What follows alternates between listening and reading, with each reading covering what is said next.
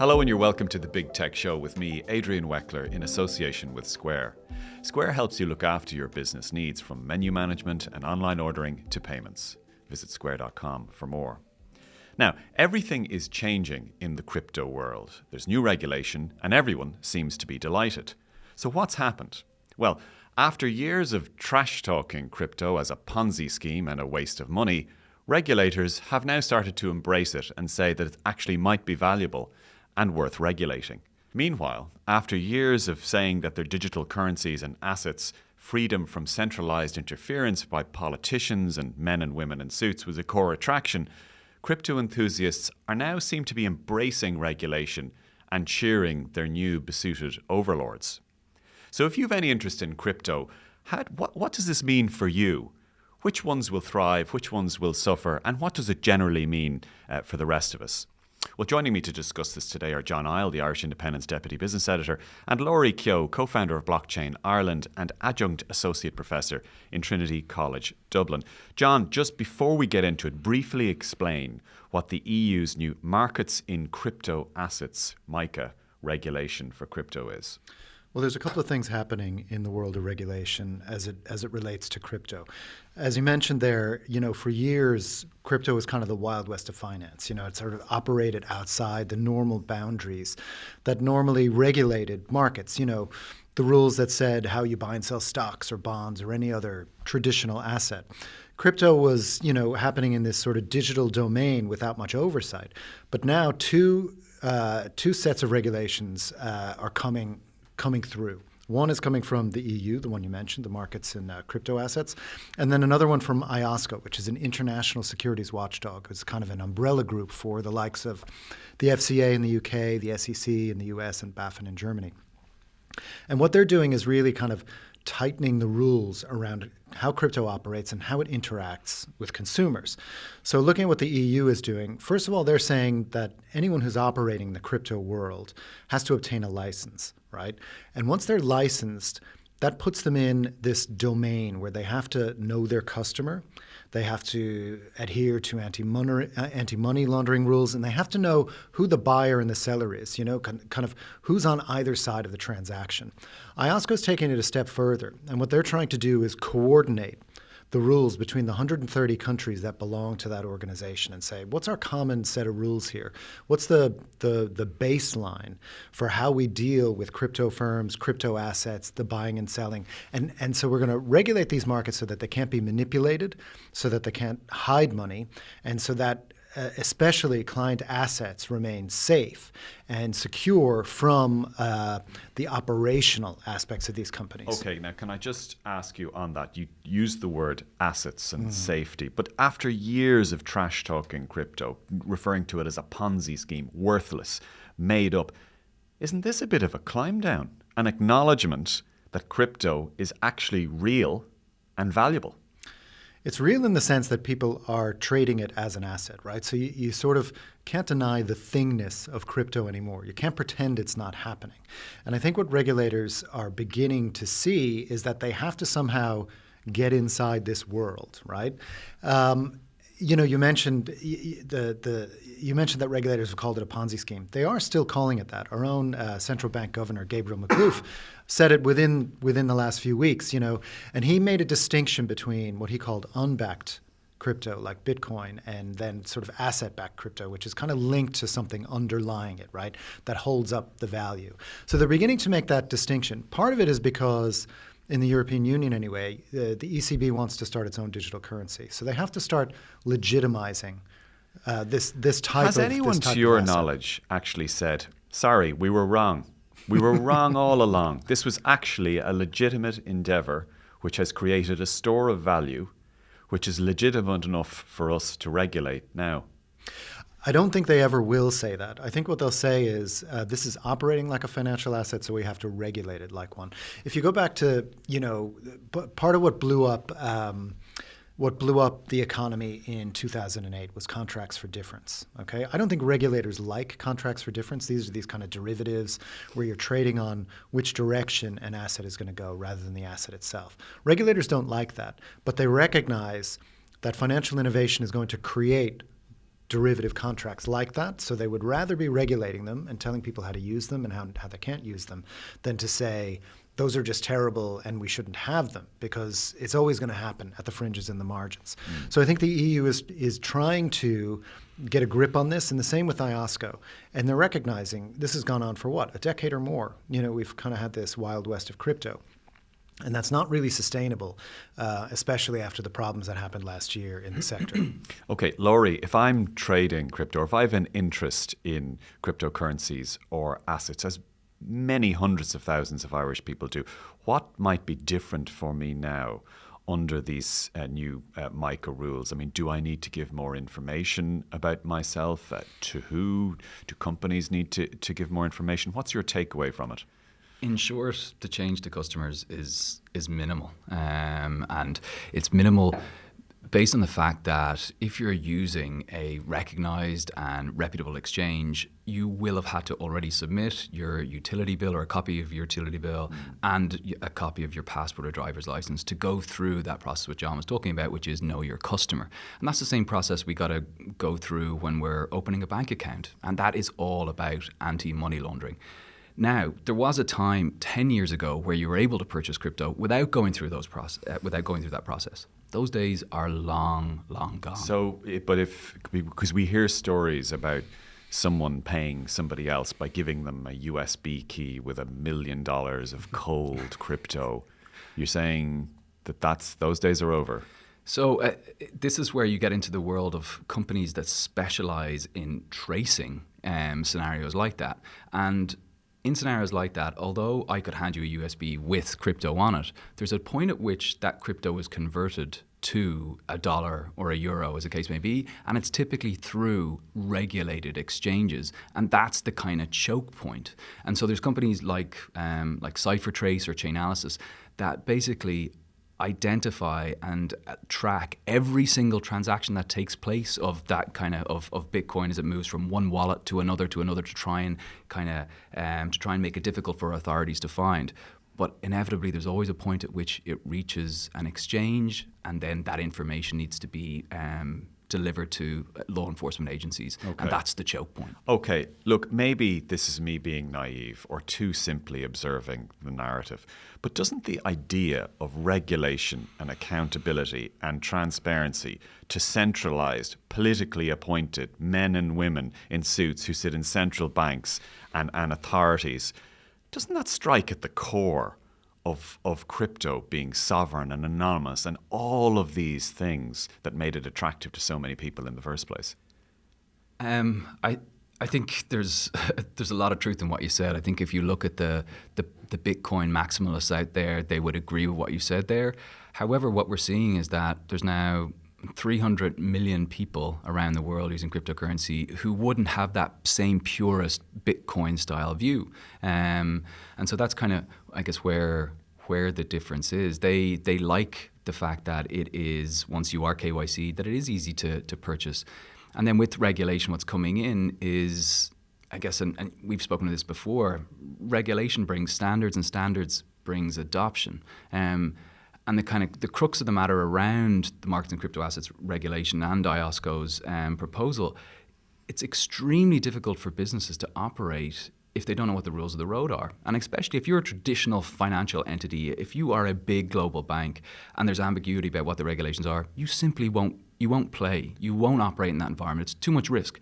But if there is clarity, then that enables people to say, well, now I know what the rules are. Now we can build products and services and therefore have clarity and launch products.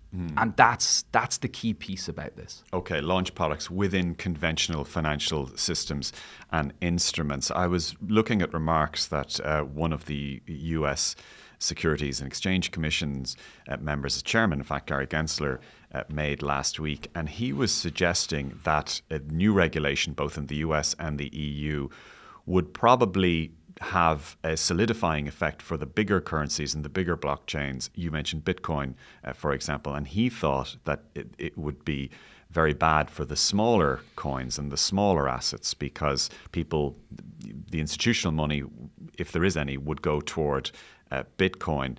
He was even suggesting that Ethereum might be hit by this. What do you think about that? I guess Hard to say, given where we are right now. If we're looking at the overall crypto market, it was over 3 trillion at its peak. I think in 2021, we're now back to 1.2 trillion. So that's the kind of size of the reductions taking place. I think a lot of the smaller cryptos out there and the lesser known have effectively gone either to zero or close to it.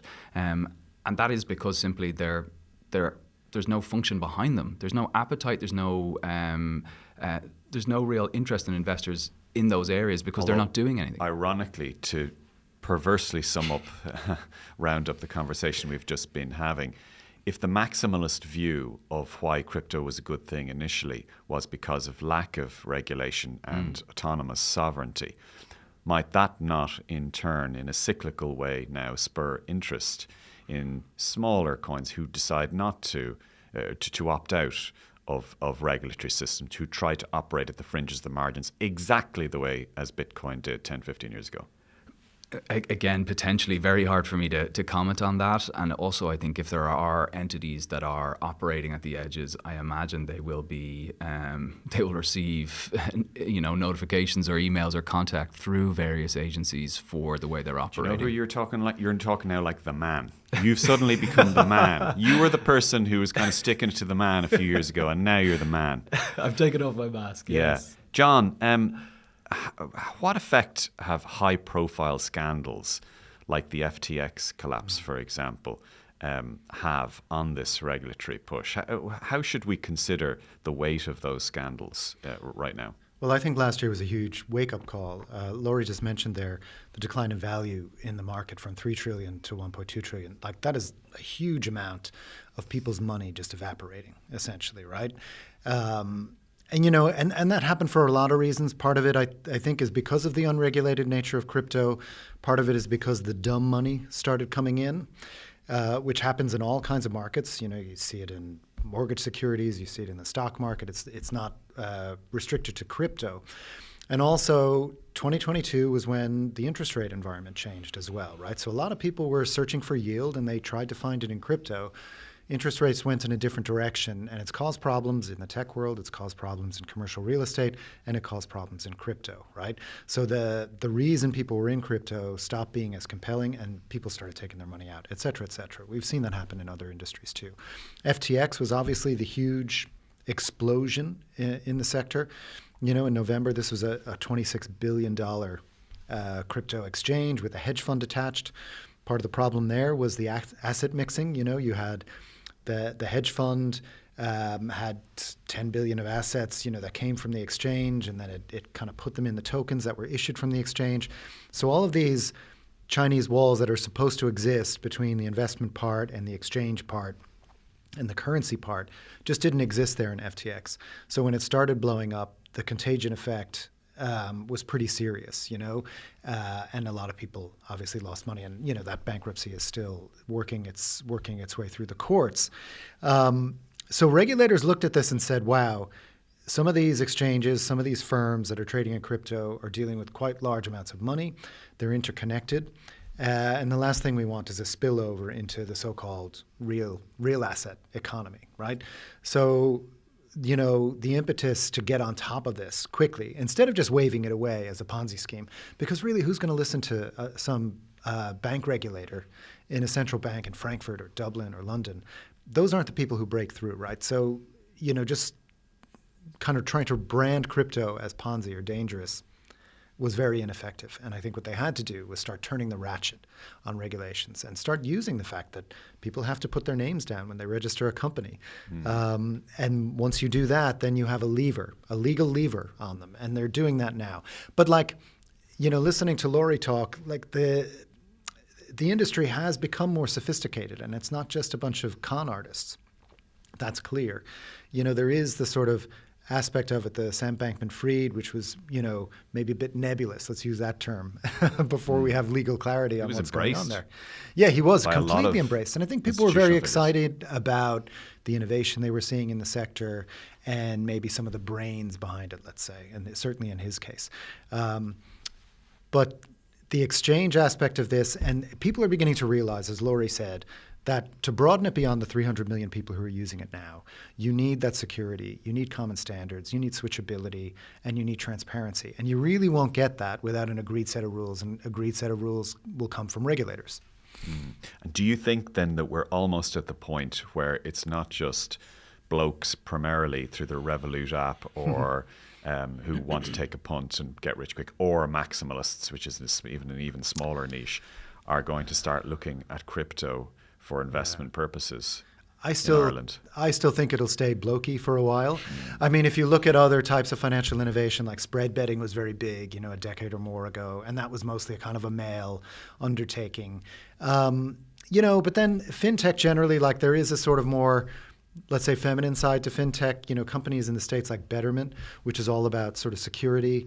It's a much better kind of technical interface for investing than your standard stockbroker investment I don't bank. mean to invoke sort of gender issues into it, but what I'm really asking is, do these regulatory initiatives make crypto a more interesting or mainstream or normal investment for someone like you or Charlie Weston or someone else to be writing about or to be in mind? That's right. I think 100% that's true. I worked in a stockbroker for a few years as crypto was sort of gaining prominence, and it was something that a handful of customers would ask about. Let's say the customers who are most active in terms of trading stocks or doing contracts for difference would get interested in crypto, might ask about it. But the firm didn't want to touch it because the firm didn't know where it stood, right?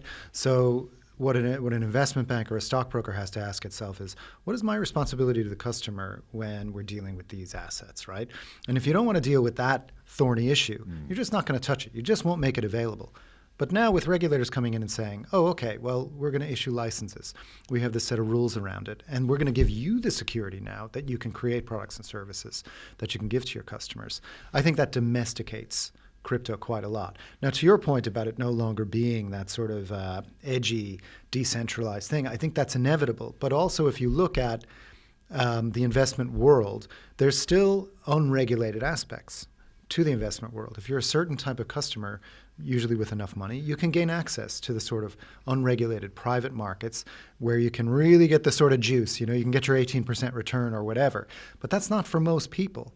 And I think crypto will eventually probably settle in that sort of territory. Laurie, I've had you on this podcast a couple of times over the years, and you have always pushed this idea and made the point that eventually and inevitably crypto would end up in an institutional context. And you've pointed out many times big companies that were looking at it. We're now seeing more and more of that incrementally, maybe a little slower than you might have thought. So it's fair to say that, at least for some of your predictions, you've been correct. What do you think is coming next with crypto? Well, big question, yeah. And yeah, even a broken clock is wrong, I guess, twice a day, right? So what is coming next? I think certainly over the remainder of this year, we're going to see institutions gear up to be regulator and MiCA ready. So that's especially in this part of the world. So that's kind of a big focus.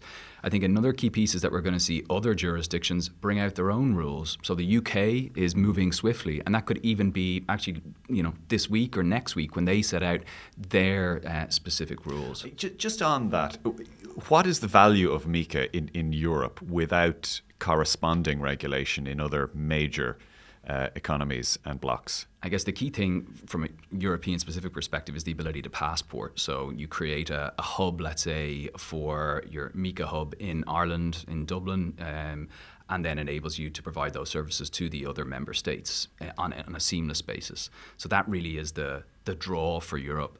To your point then, other regions, what we are seeing is, I guess, because there's been such a big, substantial piece of work by the European Union, we're going to see other regulators probably copy a lot of them, the approach that the EU has taken. I'm sure they will make changes in order to make those specific regions advantageous and to attract business there. But ultimately, we have seen the EU take the lead in this space. It's on the front foot. And I do think it's positioned the EU favourably, and we in Ireland will hopefully Favourably benefit. from whose point of view? Favourably from other jurisdictions, because it goes back to that clarity piece. Because there are rules of the road here, companies are going, well, now we know what we can and can't do in Europe. We probably need to look at how do we increase the investment we're making or launch more products there. Okay, and I keep coming back to this, you'll forgive me, this idea, this dichotomy between the institutional trader and economic interest and the small holder, the person who over the last few years has tended to try and trade in crypto, maybe because they believe in it, but also because they wanted to make a large return. From their point of view, is this neutral, good, bad? Does it make it easier? Does it make it less likely that they'll see big returns in future? I think by and large, the impact to the kind of average Joe, if you will, trader, it will be minimal in the short term. What you should get out of this, though, is the entities that meet the MiCA requirements. You should feel that they are reputable organizations, they're being effectively monitored, and that you can effectively trust them, as opposed to entities that don't meet that test. Then I'd be thinking, you know what, perhaps customers really need to go in with their eyes wide open. Should I be making a purchase from an entity which is not regulated? In the same way, would I buy a banking product from an entity that is not regulated today? My personal view on that is no, I wouldn't. Okay, now I'm going to half put you on the spot here. I don't like asking guests on crypto to name currencies or anything that they think are going to perform. However, having said that, it's a fair question to say that if you're looking at an asset class, whether it's technology or the stock market or anything else, or gold, whether that is a good bet to perform over the next 5, 10, 20 years, what the structural issues are there. Would you say, in your opinion, that crypto is a decent, good, strong, outperform category over the next 5, 10, 15 years? The way I look at this is probably kind of twofold. One is it's really looking at your overall portfolio, right, of investments. So I think you need to look at your proportion relative to your objectives and your age and your time frames for the investments that you make. So I think you have to have a certain amount in equities / stocks. You need to have a certain amount in bonds, property, and then also... Well, you're talking now like a banker, okay? What I'm really asking is, do you believe strongly in crypto as an asset class for the next decade? Personally, I do, and let me support that with an important point. It's, of course, people look at prices, right? It's very hard not to do that, and that's natural. But what you need to do in order to understand cryptocurrency and blockchain more broadly is you need to look at the underlying heartbeat of blockchain and crypto and of the various protocols. What I mean by that is that at the moment there are now more smart contracts being developed by developers than ever before. So that's number one. Number two, there are more apps or decentralized apps being developed than ever before. There are more library pulls, which developers basically pull libraries in order to create new products and services than ever before. So the heartbeat of the ecosystem, which is resulting and will result in new products and new services, has never been stronger. It's never been beating louder. And what that ultimately means is that there are new products and new services that are being built, which will come out in 12 and 18 and 24 months. We're yet to see those because they're literally in the factory, so to speak, right now. And that, for me, is what you need to keep an eye on. What do you know that the head of the Irish Central Bank doesn't? Because he keeps talking about this as a Ponzi scheme. Look, Governor McAuliffe is a very intelligent individual, and he has a very clear job to maintain financial oversight, protect consumers, and then he calls it a Ponzi scheme with that as his remit. And I understand that's his role, and that's his view. I take a different view. Okay, well, you heard it here first, folks. Laurie Keogh may be the next head of the central bank in Ireland in 5 to 10 years' time. But with that, I'd like to thank Laurie Keogh, co-founder of Blockchain Ireland and an adjunct assistant professor in Trinity College Dublin, and John Isle, who's the deputy business editor of the Irish Independent. Also thanks to Tabitha Monaghan, who produced today, to Gavin Hennessy, who is on sound, and to Conan Doherty on video. I've been Adrian Weckler, hosting this episode of The Big Tech Show in association with Square, and I hope you'll join us next week. Bye-bye.